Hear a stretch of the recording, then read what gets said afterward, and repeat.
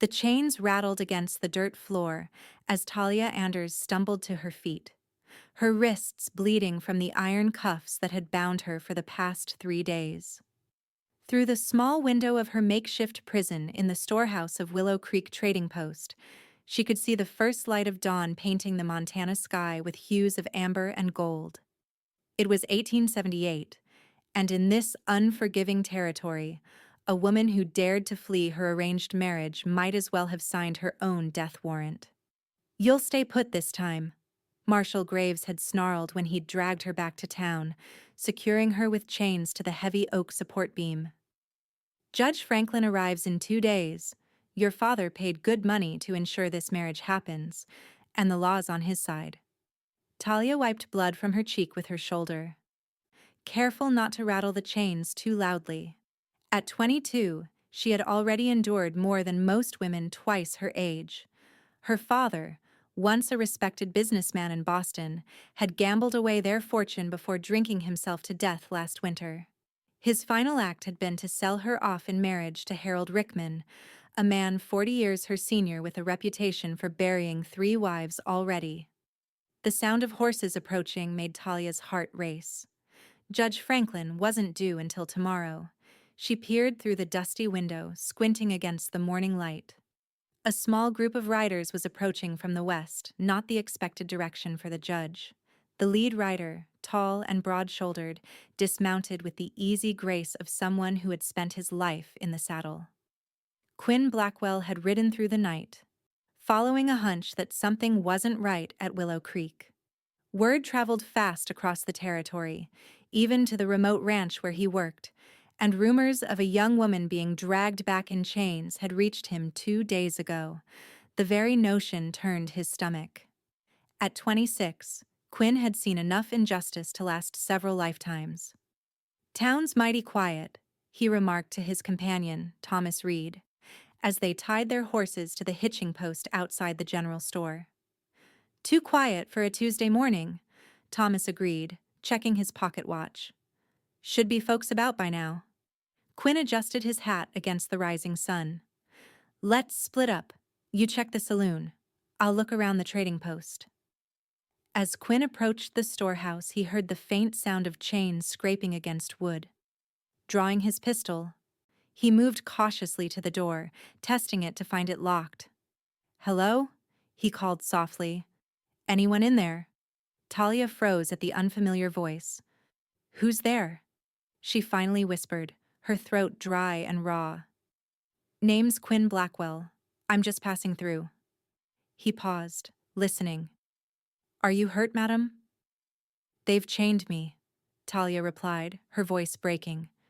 "Please, I haven't done anything wrong." Quinn examined the padlock. "Stand back from the door if you can."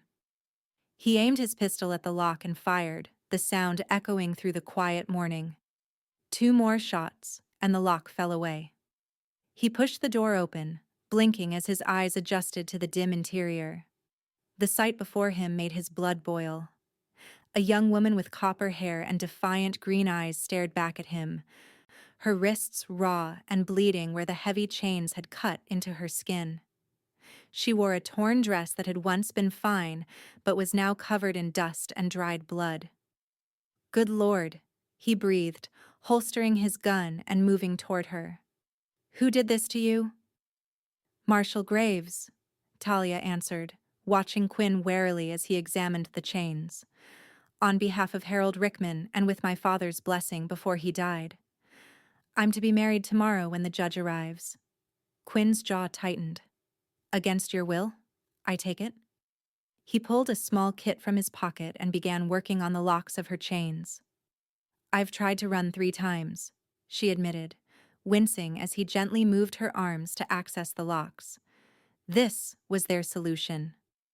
"No man has the right to chain another human being," Quinn said firmly, his blue eyes meeting hers. "Not for marriage, not for anything." The first lock clicked open, and Talia felt the weight of the chain fall away from one wrist. The relief was immediate, though the pain remained. "You shouldn't help me," she warned, even as she extended her other arm for him to work on the second lock. Marshall Graves has friends, and Rickman practically owns this town. Quinn's fingers worked deftly on the second lock. I'm not much for following unjust rules, Miss Anders. Talia Anders. Miss Anders. The second lock sprang open, and Talia rubbed her raw wrists gratefully. Can you walk? We need to get out of here before. The sound of boots on the wooden boardwalk outside cut him off. Quinn moved to the window, keeping to the shadows as he peered out. Marshall's coming back, with company, he whispered. Is there another way out? Talia nodded, pointing to a small door at the back of the storehouse. It leads to the alley behind the trading post. I tried it before, but the chains wouldn't let me reach it. Quinn took her arm gently, helping her to her feet. Then that's our way out. My friend Thomas is at the saloon. We'll meet up with him and get you somewhere safe. As they reached the back door, Quinn paused, looking down at the broken chain still dangling from Talia's wrists. With a determined expression, he pulled a small tool from his belt and worked at removing the cuffs themselves. I said I'd cut every link, he muttered, more to himself than to her. No one deserves to be treated like property. The sound of the front door being tested reached them, followed by angry voices. Quinn worked faster, and with a final twist, the cuffs fell away. Talia rubbed her wrists, tears of relief threatening to spill. Thank you, she whispered. Quinn nodded, opening the back door cautiously. Don't thank me yet. We still need to get you out of town. He took her hand, and together they slipped into the alley just as the front door of the storehouse burst open. The morning sun cast long shadows as they moved swiftly between buildings, keeping to the back streets of Willow Creek. Talia's legs were weak from days of being chained, but fear and determination kept her moving. Quinn led her toward the livery stable at the edge of town, where Thomas was waiting with their horses.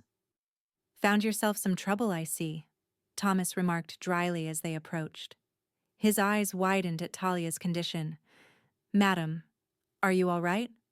She will be, Quinn answered for her, already helping Talia onto his own horse. But we need to move fast. Marshall's discovered she's gone. Thomas nodded, mounting his bay. Where to? Quinn swung up behind Talia, one arm securely around her waist as he took the reins. My brother's place near Blackwater Canyon. It's the last place they'd look for her.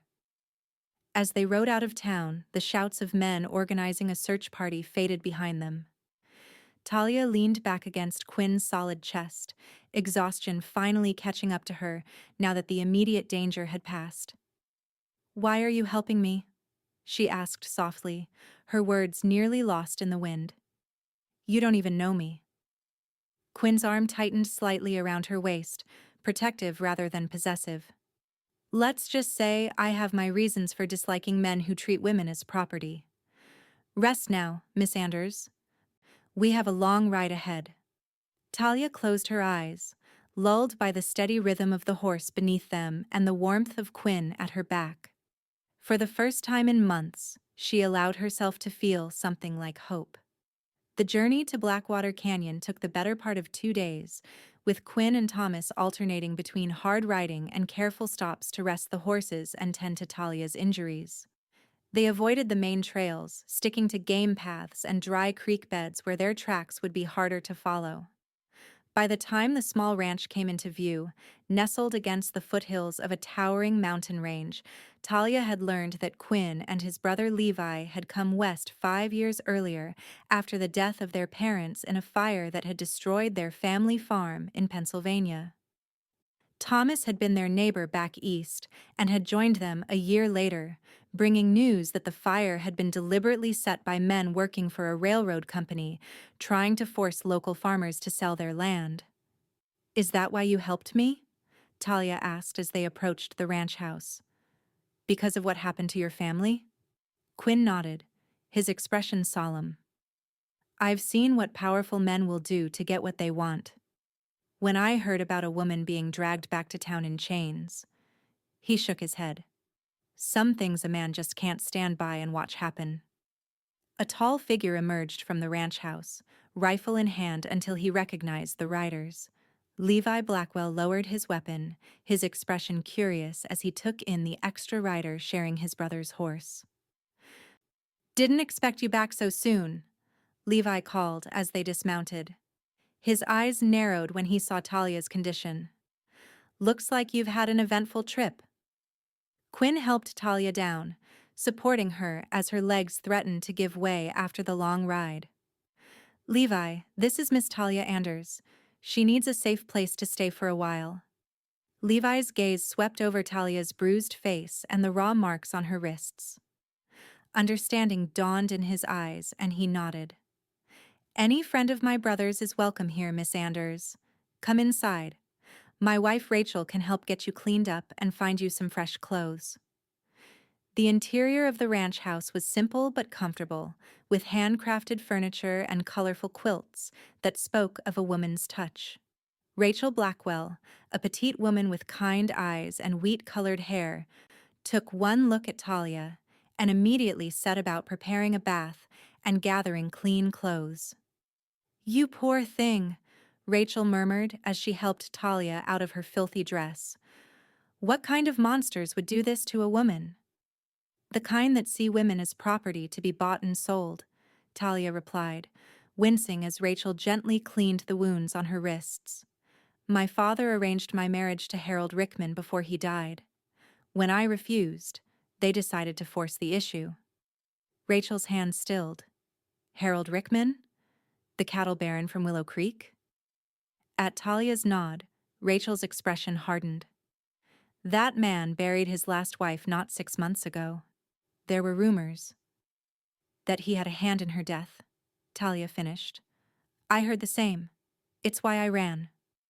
Later, dressed in a borrowed dress that was a bit short but clean and whole, Talia joined the others for dinner. Quinn had clearly filled Levi in on the details of her situation, as neither brother pressed her for more information. Instead, they discussed practical matters: how long she could safely stay, where she might go next, what resources she had. "I have an aunt in San Francisco," Talia offered. "She wrote to me after my father died, offering me a place to stay. I was planning to go to her when they caught me the first time." "San Francisco's a long way," Thomas remarked, "and they'll be watching the trains and stagecoaches." Quinn nodded, thoughtful. "We could escort you. I've been meaning to drive some horses to the Fort Benson outpost anyway. We could take the northern route, then head west from there." Levi exchanged a look with his wife. "It's not a bad plan. They'll be looking for a woman traveling alone, not a group of ranchers with horses to sell." "I can't ask you to do that," Talia protested. "You've already risked enough for me." "You didn't ask," Quinn replied simply. "I'm offering." That night, Talia lay awake in the small guest room, listening to the unfamiliar sounds of the ranch at night. Her wrists throbbed despite Rachel's careful ministrations, but the pain was a small price to pay for freedom. She thought of Quinn Blackwell, of the quiet strength in his hands as he had worked to free her from the chains, and the unwavering determination in his blue eyes when he'd promised to help her reach San Francisco. She had learned long ago not to trust easily, especially where men were concerned. But something about Quinn felt different. He had cut her chains without asking for anything in return, had risked his life to free a stranger. Perhaps, just perhaps, there were still good men in this harsh world after all. The next morning brought news from town. Thomas had ridden to a nearby settlement to gather supplies and information. He returned mid-morning with a grim expression. "Marshal Graves has deputized 12 men," he reported as they gathered in the kitchen. "They're combing the territory for Talia. Rickman's offering a $100 reward for information leading to her return." Quinn's jaw tightened. "And let me guess they're calling it a lawful pursuit of an escaped criminal." Thomas nodded. "Claiming she stole jewelry from Rickman, valuable family heirlooms meant to be her wedding gifts. It's a lie, of course, but it gives them legal cover for the search." "I've never even met the man," Talia said bitterly. "The only thing of his I've touched are the chains his money paid for." Doesn't matter, Levi said, spreading a map across the table. Truth's not what they're after. They're using the law to give themselves authority, same as they always do. He traced a route with his finger. If you're heading north, you'll need to avoid these settlements. Too many people loyal to Rickman or hungry for that reward money. Quinn studied the map. We'll need supplies for at least 2 weeks, and horses, good ones that can handle rough country. Take what you need, Levi offered. Those 2 new Mustangs we broke last month are strong and sure-footed. And Rachel's been putting up preserves for winter. We can spare enough to get you to Fort Benson. Talia felt overwhelmed by their generosity. I can't possibly repay you for all this. Rachel squeezed her hand. Family doesn't keep accounts, dear. And any woman who'd rather risk chains than marry against her will is family in my book. They departed at dawn the next day, a small party that might have been any group of ranchers moving stock. Quinn and Thomas led 4 horses, 2 for riding, 2 pack horses loaded with supplies. Talia rode beside them, dressed in men's clothing with her copper hair tucked beneath a wide-brimmed hat. From a distance, she could easily pass for a young ranch hand. The first few days of travel were uneventful as they kept to the wilderness between settlements. Quinn proved to be a skilled guide, finding game trails and water sources that weren't marked on any map. At night, they made cold camps, avoiding fires that might attract attention. It was during these quiet evenings that Talia began to truly know Quinn Blackwell. He spoke little of himself, but his actions revealed his character, the careful way he tended the horses, his insistence that Talia take the better sleeping spot, the quiet vigilance with which he kept watch while she and Thomas rested. On the 4th night, as they camped in a sheltered grove of cottonwoods near a small creek, Talia finally asked the question that had been on her mind since Willow Creek. You said you had your reasons for helping me, she began hesitantly. Was it just because of what happened to your parents? Quinn was silent for a long moment, his gaze fixed on the darkening sky. Partly, he admitted finally, but there was more to it. He turned to look at her, his expression solemn in the fading light. I had a sister, Emily. She was 18 when a man named James Hollister decided he wanted her for his wife. She refused him, and he didn't take it well. Talia's heart constricted at the pain in his voice. What happened to her? Hollister was wealthy, influential. When Emily continued to refuse him, he accused her of stealing from his store, had her arrested. Quinn's hands clenched into fists. I was away, working a cattle drive in Kansas. By the time I got word and returned home, she had been in jail for weeks. Hollister had made it clear that the charges would disappear if she agreed to marry him. Did she? Talia couldn't finish the question. Quinn shook his head. Emily was stubborn, proud. She wouldn't give in, even when they put her in chains like a common criminal. His voice cracked slightly. The jail was overcrowded. Conditions were terrible. She got sick pneumonia. By the time I arrived, she was already gone. Talia reached out, placing her hand over his clenched fist. I'm so sorry, Quinn. He looked down at their hands, then slowly unclenched his fingers, turning his palm up to hold hers. When I heard about you, about what they were doing, he met her eyes. I couldn't let it happen again. Not if I could stop it. In that moment, something shifted between them, a connection forged through shared pain and understanding. Talia found herself moving closer, drawn by the quiet strength and vulnerability in Quinn's blue eyes. When he gently brushed a strand of hair from her face, his touch lingered. And she leaned into it almost instinctively. Thank you for telling me, she whispered. About Emily. Quinn nodded, his gaze holding hers for a long moment before he reluctantly pulled away. We should get some rest. Dawn comes early, and we've got hard riding ahead. As Talia settled into her bedroll, she was acutely aware of Quinn's presence nearby, keeping watch. For the first time since her father's death, she felt truly protected. Safe. The feeling was as unfamiliar as it was welcome. The next morning brought their first real challenge. As they crested a rise overlooking a narrow valley, Thomas spotted dust in the distance riders, moving fast and headed in their direction. "Could be anyone," he remarked, though his tone suggested he didn't believe it. Quinn studied the approaching group through his field glass. 6 men, well armed. One of them's wearing a marshal's badge. He lowered the glass, his expression grim. "It's Graves." Talia felt fear grip her heart. "How did they find us?" "Doesn't matter now," Quinn replied, already scanning the surrounding terrain. "We need to move. That ridge to the east offers cover, and there's a series of canyons beyond that we can lose them in." They changed direction, pushing the horses harder than they had dared until now. The ridge loomed before them, a wall of red stone and scattered pine that promised sanctuary if they could reach it in time. "They've spotted us," Thomas called, glancing back. "They're gaining." Quinn made a split-second decision. "Thomas, take Talia and the pack horses. Head for the canyon. I'll draw them off. Buy you some time."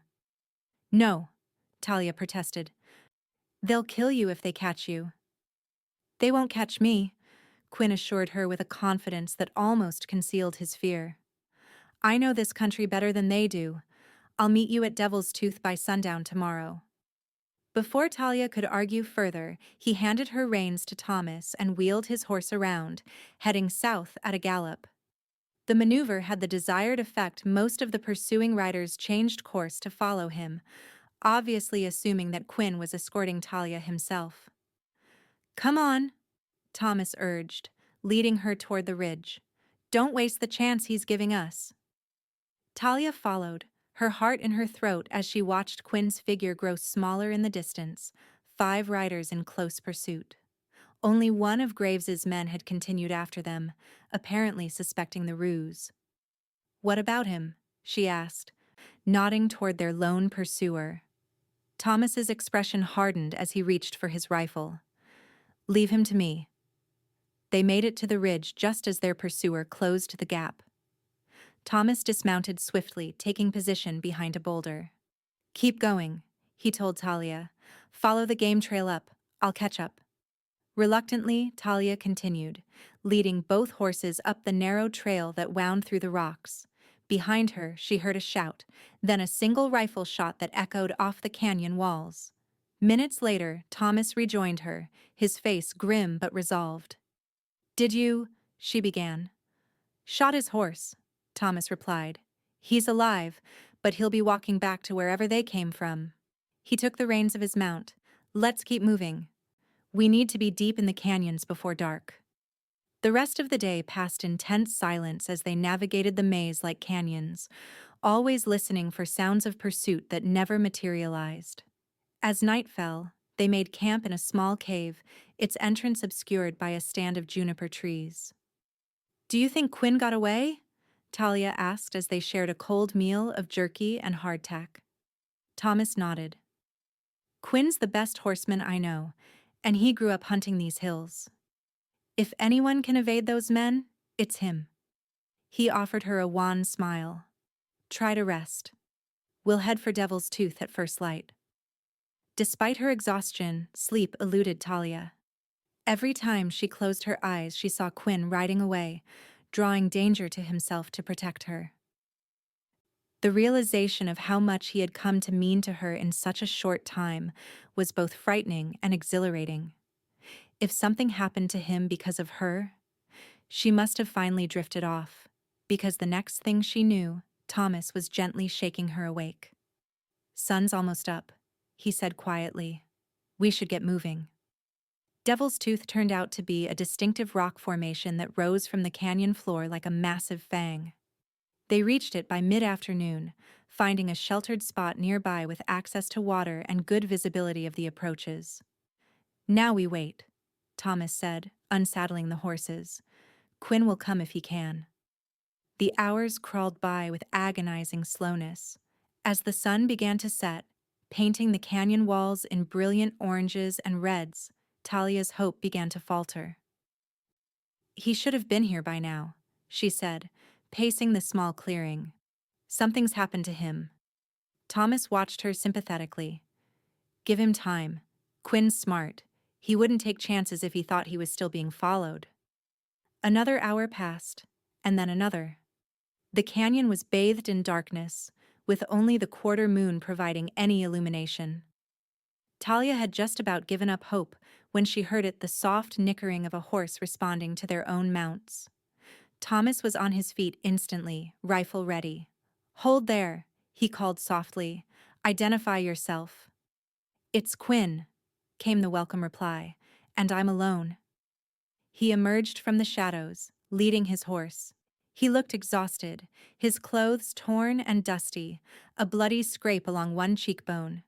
But he was alive and whole, and Talia felt relief wash over her like a physical force. Without thinking, she rushed to him, throwing her arms around his neck. Quinn stiffened in surprise for a moment before his arms came around her, holding her tight against his chest. "You're safe," she breathed, suddenly aware of tears on her cheeks. "I was so worried." Quinn's hand moved to her hair, gently stroking.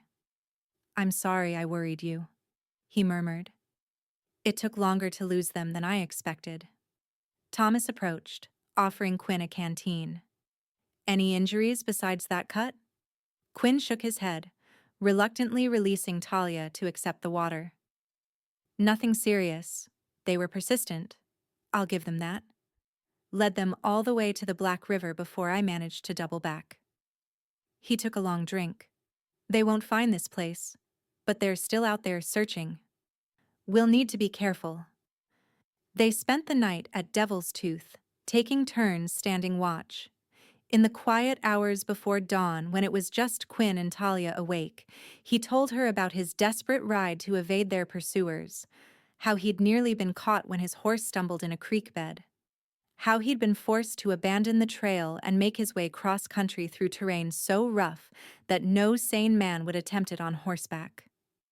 "You risked too much for me," Talia said softly, watching the play of moonlight on his face. "Why?" Quinn was silent for a long moment. "At first, it was about Emily," he admitted. "About not failing another woman the way I failed her." His eyes met Talia's. "But somewhere along the way, it became about you.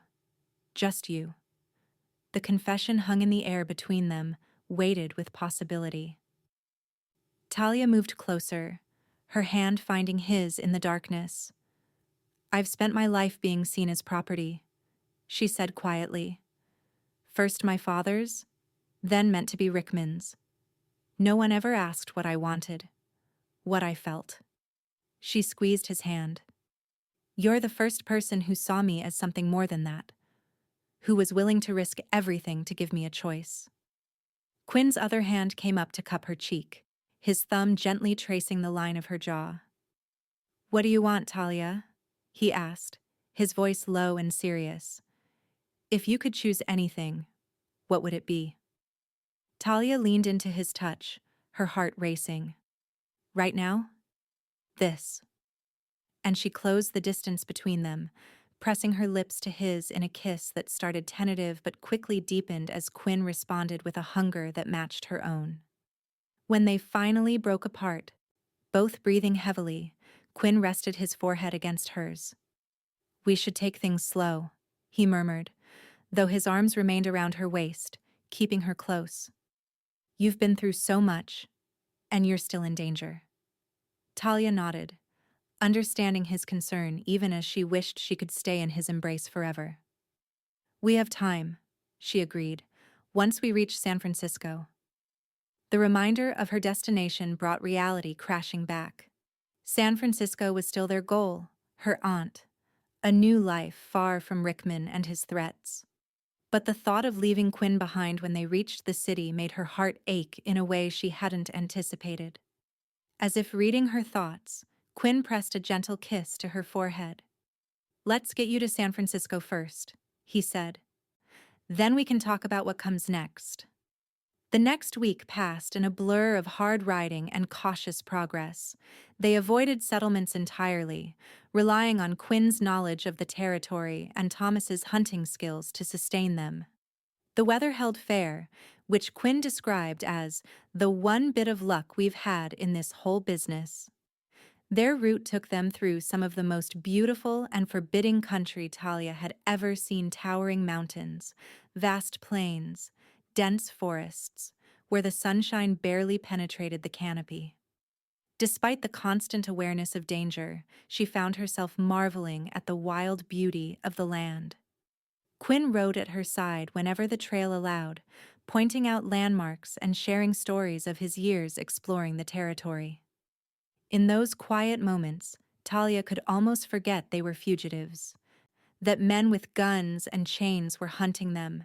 It felt like something else entirely, like the beginning of something wonderful and new. Thomas, for his part, maintained a respectful distance whenever possible, clearly aware of the growing connection between his friends. "Never thought I'd see the day," he remarked to Quinn one evening as they made camp. "You, of all people, falling for a city girl." Quinn's response was a rolled-up blanket thrown at Thomas's head, but he didn't deny the accusation. As they neared Fort Benson, the immediate danger began to recede. They were far enough from Willow Creek now that word of Talia's escape hadn't preceded them. At the fort, they were able to sell 2 of the horses for a good price, providing funds for the next leg of their journey. "The stagecoach leaves for Helena tomorrow morning," Thomas reported after visiting the fort's small settlement. "From there, we can catch the train west." Quinn nodded, studying the map they'd acquired. "It's the fastest route," he agreed, though Talia noted a hint of reluctance in his voice. That night, as Thomas slept nearby, Quinn and Talia sat together beneath the vast canopy of stars, their shoulders touching as they shared a blanket against the cooling night air. "Are you having second thoughts?" Talia asked softly, her hand finding his. "About San Francisco?" Quinn looked down at their intertwined fingers. "Not second thoughts," he said carefully. "Just wondering what happens after we get you safely to your aunt." Talia turned to face him, her green eyes reflecting the starlight. "What do you want to happen?" "I want," Quinn began, then paused, gathering his thoughts. "I want to know you're safe. I want you to have the life you choose, not one forced on you by circumstance or fear." He brushed a strand of hair from her face.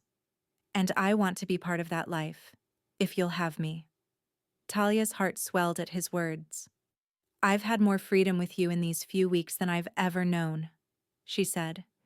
"Even running for my life, I've felt more alive, more myself, than I ever did before." She leaned forward, resting her hand against his chest. "I don't know exactly what the future holds, Quinn Blackwell, but I know I want you in it." Their kiss was tender this time, a promise rather than a desperate acknowledgement of feelings too strong to deny. When they finally broke apart, Quinn held her close, his chin resting on top of her head. "Then we'll figure it out together," he promised, "one step at a time." The stagecoach journey to Helena was uneventful, though Talia spent most of it in nervous anticipation of discovery. They traveled under assumed names, Mr. and Mrs. Quinn Bradford and their brother-in-law, heading west to join family in California. The story was simple enough to be believable, and their fellow passengers paid them little attention. Helena proved to be a bustling city compared to the small settlements they'd avoided, with a proper train station and all the amenities of civilization. Thomas took charge of securing their tickets and accommodations, leaving Quinn and Talia a few precious hours to explore the city together. "It feels strange," Talia admitted as they walked arm in arm down the main street. "Being around so many people again. Not having to hide." Quinn nodded, though his eyes continued to scan their surroundings with the vigilance that had kept them safe thus far. "Rickman's reach probably doesn't extend this far, but I'll feel better once we're on that train and heading west." They purchased a few necessities: fresh clothing for Talia, ammunition for Quinn and Thomas, provisions for the train journey. In a small shop near the station, Quinn paused, his attention caught by something in the window. "Wait here," he told Talia, squeezing her hand before disappearing inside. When he emerged minutes later, he wore a satisfied expression, but refused to tell her what he'd bought. "You'll find out soon enough," was all he would say, tucking a small package into his coat pocket. That evening, they dined at the hotel restaurant, their first proper meal in weeks. Thomas excused himself early, claiming fatigue, though Talia suspected he was giving them privacy. After dinner, Quinn suggested a walk in the hotel's small garden. The night was clear, with a crescent moon hanging low in the sky. Quinn seemed unusually nervous, his hand tightening on hers as they found a secluded bench beneath a flowering trellis. "I've been thinking," he began, turning to face her, "about what happens when we reach San Francisco." Talia nodded, encouraging him to continue. "I know you need time. Time to settle, to find your footing in a new place. Time to be sure of what you want." He reached into his pocket, withdrawing the small package from the shop. "But I wanted you to have this, as a promise." Talia unwrapped the package with trembling fingers to reveal a delicate silver pendant in the shape of a key. Simple but beautifully crafted, it hung from a slender chain. "Quinn, it's beautiful," she breathed. He took the necklace from her hands, moving behind her to fasten it around her neck. "A key seemed right," he explained, his voice low near her ear. "Because you should always hold the key to your own future, your own heart." Talia touched the pendant where it rested against her skin, deeply moved by the symbolism. "And if I choose to share that key with someone?" she asked, turning to face him. Quinn's eyes were serious as they met hers. "Then it should be your choice. Freely made, with no chains or constraints." She reached up, drawing him down for a kiss that conveyed all the words she couldn't find. "I think I made my choice the moment you cut those chains," she whispered against his lips. The train journey to San Francisco took 3 days, winding through mountain passes and vast stretches of wilderness before finally descending toward the coast. As the landscape changed around them, Talia found herself increasingly anxious about what awaited them in the city. Her aunt, Margaret Ashton, had written only once after her father's death. The letter had been kind but formal, offering Talia a home without much warmth or detail. Would she be welcomed, or merely tolerated? And what of Quinn and Thomas? Would they find a place in this new chapter of her life, or would reaching their destination mark the end of their time together? Quinn seemed to sense her growing unease. "Whatever happens," he assured her as the train began its final approach to the city, "you won't face it alone. Not unless that's what you want." San Francisco rose before them in a sprawling panorama of buildings climbing the famous hills, the bay glittering beyond. It was larger and more imposing than Talia had imagined, a city of opportunity, but also of overwhelming anonymity after the intimate confines of their journey. Margaret Ashton's home proved to be a stately Victorian on Nob Hill, with a view of the bay and gardens that spoke of considerable wealth. Talia felt suddenly conscious of her simple traveling dress and wind-tangled hair as they approached the front door. "Perhaps you should see her alone first," Quinn suggested, hesitating at the gate. "Explain the situation." Talia shook her head firmly. "We've come this far together. I'm not walking the last few steps alone." The maid who answered their knock seemed startled by the trio on the doorstep, but showed them to an elegant parlor while she fetched her mistress. Talia stood by the window, nervously adjusting the key pendant that had become her talisman. When Margaret Ashton entered, Talia had a moment of uncertainty. This elegant woman with silver-streaked dark hair and appraising eyes seemed a stranger, not the aunt she vaguely remembered from childhood. But then Margaret smiled, and Talia saw her mother's expression in that smile. "Talia," Margaret said warmly, crossing the room to take her hands. "I had almost given up hope of seeing you. Your letter never came, and I feared the worst." "Letter?" Talia echoed, confused. Margaret's brow furrowed. I received word that you would write when you were ready to travel west. When no letter came? She looked more closely at Talia, noting the fading bruises and healing marks on her wrists. Her expression hardened. What happened to you, child? The story spilled out then: her father's arrangement with Rickman, her escape attempts, the chains, and finally Quinn's intervention and their journey west.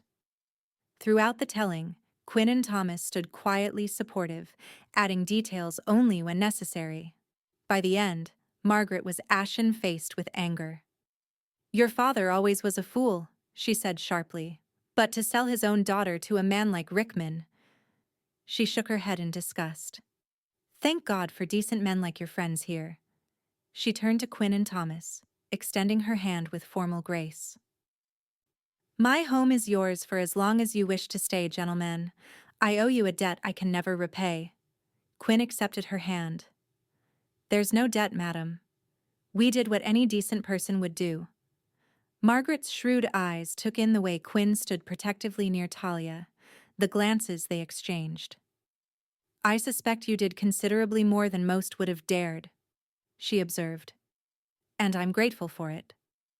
Life in San Francisco proved to be a series of adjustments for all of them. Margaret welcomed Talia with genuine affection, integrating her into the household and society with tactful guidance. Quinn and Thomas, more at home on the range than in a city mansion, initially planned to stay only until they were certain Talia was safely settled. Days stretched into weeks, however, and still they remained. Thomas found work at the docks, his strength and quick intelligence making him valuable to the shipping companies. Quinn, restless in the confines of the city, rode out each day to explore the surrounding countryside.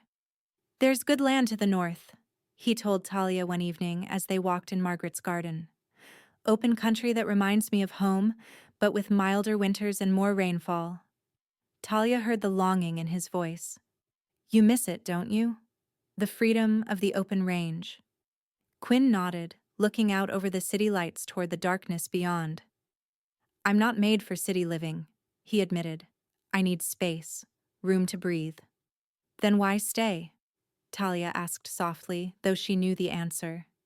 His eyes found hers, his hand reaching up to touch the key pendant she always wore. Because the thing I need most is right here. The declaration hung between them, weighted with promise and uncertainty. They had grown closer during their time in San Francisco, their feelings deepening as they came to know each other without the pressure of pursuit or immediate danger. But the question of their future remained unresolved. I've been thinking, Talia said carefully, about what I want to do next. Quinn waited, giving her the space to find her words. Aunt Margaret has been wonderful, but this isn't my life. These society gatherings, the constant propriety. She shook her head. I want something real, something I've built myself. Quinn's expression warmed with understanding. What did you have in mind? That land you mentioned. To the north. Talia turned fully to face him, her decision made. What if we went there together? Started something new? Hope bloomed in Quinn's eyes. You'd want that?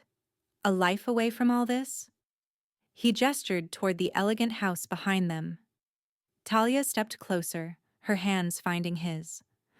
I want a life with you, Quinn Blackwell, wherever that might be. She smiled up at him, her eyes reflecting the starlight. I've never been afraid of hard work, and I've learned I'm stronger than I thought. If you're willing to take a chance on a city girl who's still learning to ride properly. Quinn pulled her into his arms, his laugh a rumble she felt against her chest. Talia Anders, I'd take a chance on you if you'd never seen a horse in your life. His expression grew serious. Are you sure, though? Really sure? It won't be easy, starting from nothing. We won't be starting from nothing, she corrected him. We'll be starting with each other. Everything else we can build together. The kiss they shared sealed the promise, a commitment more binding than any legal document or ceremony could provide. When they finally broke apart, Quinn pressed his forehead to hers, his voice barely above a whisper. I love you, Talia. Have since the moment I saw you standing tall despite those chains. Talia's heart soared at the words. And I love you, Quinn, more than I thought possible. Margaret, when informed of their plans, was surprisingly supportive. I had hoped you might stay, she admitted to Talia. But I've seen the way you look at him, and the way he looks at you. She smiled wistfully. Some people are meant for parlors and society, others need open skies and freedom. You've always had a wild heart, even as a child. With Margaret's blessing and financial assistance, they began preparations for their new venture. Thomas decided to remain in San Francisco, having found not only employment, but also the beginning of a romance with a shopkeeper's daughter near the docks. You two don't need a third wheel, he told them with a grin. Besides, I'm developing a taste for city living. 2 months after arriving in San Francisco, Talia and Quinn stood on the deck of a coastal steamer, watching the city recede as they headed north. The land Quinn had found was in Oregon Territory, a fertile valley with a clear stream and enough space for the horse ranch he envisioned. Are you nervous? He asked as they leaned against the railing, the wind tangling Talia's hair. She considered the question seriously. A little, she admitted. But not afraid. Not anymore. Her hand found his, their fingers intertwining with familiar ease. Whatever comes, we'll face it together. Quinn smiled, pressing a kiss to her temple. Together, he agreed. The ranch they built over the next year took shape slowly but steadily. A sturdy cabin first, then corrals and a small barn. Quinn's knowledge of horses proved invaluable as they began to build their herd, while Talia discovered a talent for record-keeping and negotiations that surprised them both. Word came occasionally from Thomas or Margaret news from San Francisco, updates on their lives. And once, a newspaper clipping that made Talia's blood run cold. Harold Rickman had been killed in a dispute over water rights, shot by a neighboring rancher who claimed Rickman had been damming the creek that fed both properties. Justice has its own way of finding people, Quinn observed when she showed him the clipping. Though I'd rather it had been through the courts than gunfire. The last chains of her past now broken, Talia embraced their new life with wholehearted enthusiasm. She learned to ride expertly, to help with the breaking of new horses, to negotiate sales with the army buyers who came increasingly to their growing ranch. Quinn, for his part, proved to be a patient teacher and a devoted partner, his quiet strength the foundation upon which their shared dreams took shape. They were married the following spring in a simple ceremony beside the stream that bisected their property.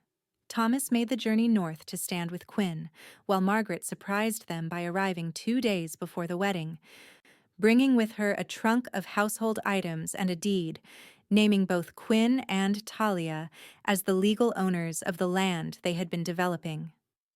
A wedding gift, she explained when Talia protested, and perhaps an investment.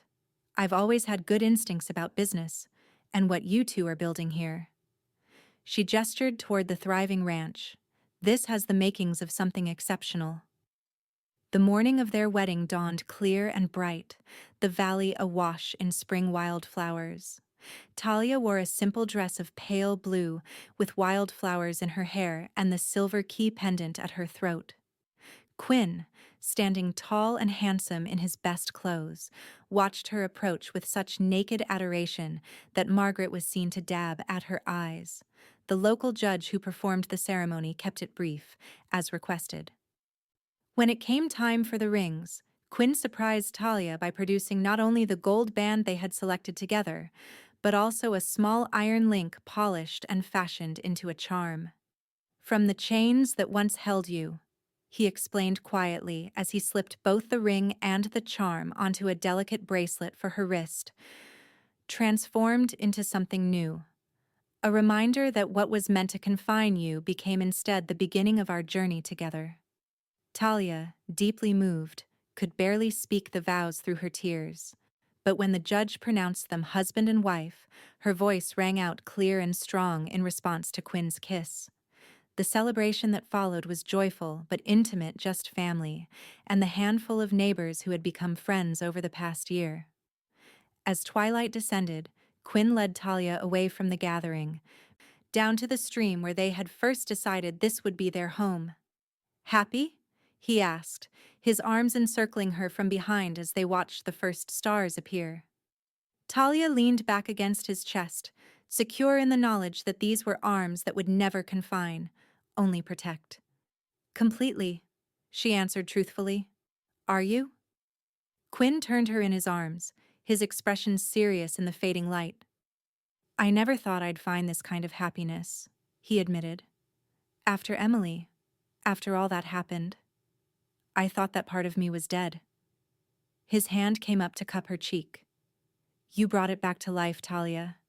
You and your courage, and your stubborn refusal to be chained to anyone else's expectations." Talia rose on her toes, pressing her lips to his in a kiss that held all the promise of their future together. "Then we're even," she whispered against his mouth. "Because you gave me freedom when all I'd known was constraint. You cut every link that bound me, not just the physical chains." As the night deepened around them, they remained by the stream, talking of their dreams for the ranch, for the family they hoped to build, for the life stretching before them, a life chosen freely, with love as its foundation, rather than duty or obligation. When they finally returned to their cabin, now transformed with Margaret's gifts into a true home, Quinn paused at the threshold. Without warning, he swept Talia into his arms, carrying her across with careful reverence. "What was that for?" she laughed, her arms around his neck.